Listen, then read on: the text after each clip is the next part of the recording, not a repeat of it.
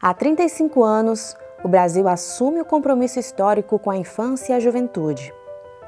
Em 13 de julho de 1990, nasceu o Estatuto da Criança e do Adolescente, com a missão de garantir direitos fundamentais e proteção integral a milhões de crianças e jovens em desenvolvimento. A criança antes era tutelada do Estado, né? Com o Estatuto da Criança promulgado, ela passou a ser sujeito de direitos com prioridade absoluta. Uma criança de 5 anos abandonada, ela ia para uma instituição onde tinha outros adolescentes de 16, 17, 18 anos que não eram por abandono, que eram por a prática de atos infracionais. Então não havia essa separação. A figura dos comissários de menores, que eram pessoas vinculadas ao Tribunal de Justiça e da extrema confiança dos juízes. Esses comissários, eles faziam a ronda pelas cidades e recolhiam crianças e adolescentes que estavam desacompanhadas de seus pais. E essas crianças e adolescentes eram levadas para a delegacia de menores e ali ficavam até o juiz atendê-las. Antes eram chamadas de unidades de acolhimento, como se aquilo fosse uma prisão. Não é. Nós não estamos falando de adolescentes que cometeram atos infracionais. E ainda assim, a esses, pelo ECA, não é dado um caráter nos mesmos moldes de punição. Mas precisa também resgatar essa criança, esse jovem que se perdeu no mundo do crime. Eu me recordo que um programa social do qual eu participei quando criança era ir na prefeitura de onde eu residia e recebia ali uma caixa de engraxar sapato, entregava um instrumento de trabalho. E a gente sabe que a criança, o trabalho dela é brincar. Ela tem o direito de estudar, de ser feliz, de ser protegida, de se sentir protegida. Então o ECA, ele vem garantir esses direitos para as crianças e adolescentes. Nesta data, o Tribunal de Justiça de Rondônia reforça o seu papel, que é fazer do ECA uma realidade diária. A preocupação do poder público com essa classe de brasileiros, com essa classe de cidadãos, passou a ser fatiado para dar uma atenção bem especial, bem diferenciada. Traçou-se políticas públicas com bastante destaque à questão pessoal da criança e do adolescente. Fizemos todo um trabalho dentro do judiciário e na população em geral, nas ruas, recolhendo assinaturas, para que realmente esse 227 fosse aprovado, que fala, né, da família. Eu me recordo de algumas situações onde a gente às vezes não conseguia acessar políticas públicas, mas o Estatuto trouxe isso, né? Então a gente sai de um tempo em que nós tínhamos o chamado Código de Menores, que era uma legislação totalmente diferente, para uma legislação bem mais inclusiva. Muitas violências, elas ocorrem por falta de informação daquele pai, daquela mãe, daquele adulto, né? E aí a gente estruturou a vara, estruturou a coordenação, né? O núcleo psicossocial das varas de família, e também lá a gente desenvolveu assim, vários projetos. O projeto Gerar, que era desenvolvido pela seção de colocação familiar, e todos nós participávamos, né? Um dos projetos que eu lembrei, né, que a nossa seção executou, é o Entrega Protegida, né, porque é exatamente para diminuir essa cultura da entrega direta, que a pessoa entrega direta, às vezes registra sem apoio, sem conhecimento da justiça, e isso futuramente acaba voltando para a gente, né? Hoje nós temos núcleos psicossociais instalados em todas as comarcas, com a atuação de assistentes sociais e psicólogos assessorando os magistrados na matéria da infância. Nós temos 3 varas de proteção à infância, que é a vara propriamente dita, de vara de proteção, que cuida das adoções, que cuida dos processos cíveis, né, de destituição de poder familiar. O Estatuto da Criança e do Adolescente percebeu que o que legitima, né, a adoção é o afeto, né, é o amor, é o grau que esse amor no convívio, somado à proteção, à responsabilidade em um convívio diário, ele se sobrepõe à questão da biologicidade, da parentalidade.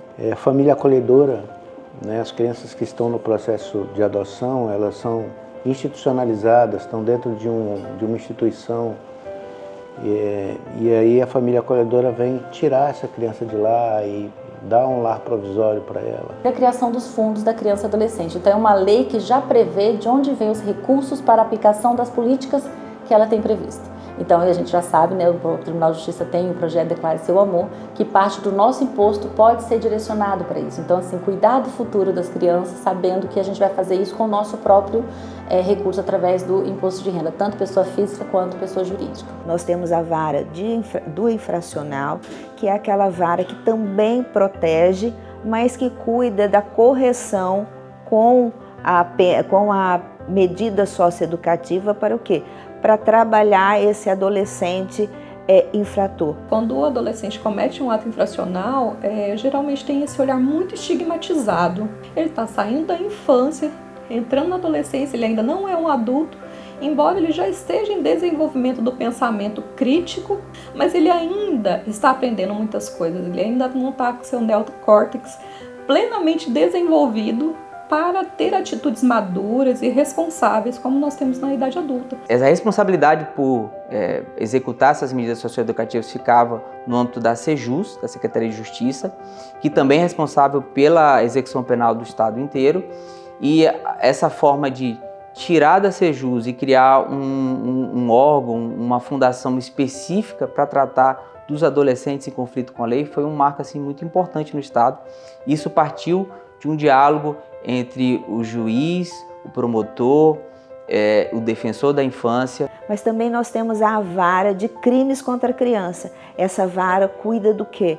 De atender a parte criminal, ou seja, aquela pessoa que comete um crime contra o adolescente, contra a criança, ela vai ser o quê?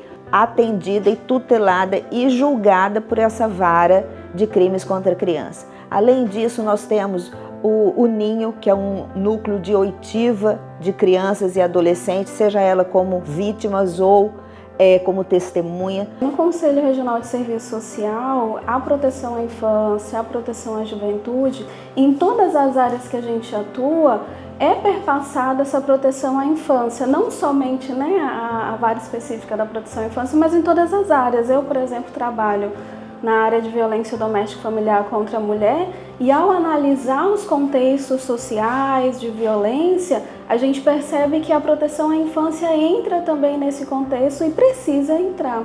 Nós temos um trabalho na área da infância que é essa conscientização. Isso envolve não só eventos, né, essa divulgação, né, a comemoração esse ano dos 55 anos do ECA, tudo isso faz parte desse grande projeto. E, além de tudo, a ação efetiva, né, da própria justiça, né, que recebe as demandas e atua na resposta àquelas situações que são reclamadas, né, a proteção contra essa violência. O ECA completa 35 anos, mas sua plena aplicação ainda é um desafio coletivo. O grande desafio é tornar o dever ser, que é essa lei, em efetividade. E para isso a gente precisa realmente trabalhar em conjunto, Poder Judiciário, Ministério Público, Defensoria Pública, para que a gente consiga ser mais ativo, ter uma busca ativa maior no entendimento das mazelas que envolvem crianças e adolescentes. A gente sabe que tem muitos avanços ainda que precisam ser alcançados, né? Principalmente no que diz respeito ao acesso aos direitos, né?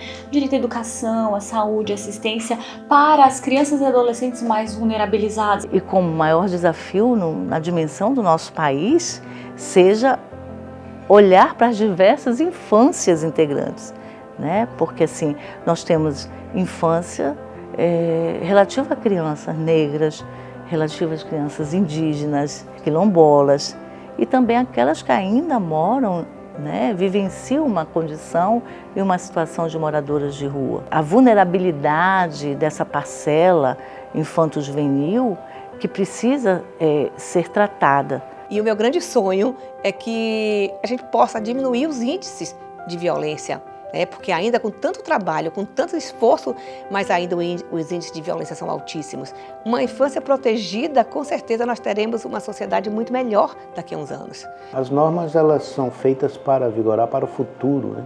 Ela precisa acompanhar essa mudança social. Então, que ela seja sempre aprimorada, mas nunca esquecida. Quem entra para essa luta, quem tem isso como ideal, sabe que nós vamos ainda lutar bastante para que realmente os direitos de crianças e adolescentes sejam respeitados de uma maneira mais humana. O Estatuto ele é isso, ele traz essa possibilidade, essa luta, essa união, não só do governo, né, das instituições governamentais, como das instituições não governamentais. Então é esse conjunto que faz com que a gente realmente possa garantir direitos de criança e adolescente. Eu gosto muito da frase, né, que diz que a gente não está construindo um mundo melhor para as crianças, a gente está construindo crianças melhores para o mundo, e o ECA ajuda muito a fazer isso. Que o ECA seja uma aplicação para todo o tempo, mas uma aplicação efetiva. Nosso país tem muita esperança nas nossas crianças e nossos adolescentes, e por isso que penso que o Estado tem sim que investir nas crianças e no adolescente. Temos que cuidar mais da educação para que possamos ter um país de primeiro mundo, um país que pensa nos seus cidadãos, um país que pensa na melhoria de todo o serviço público desse grande condomínio que é o Brasil.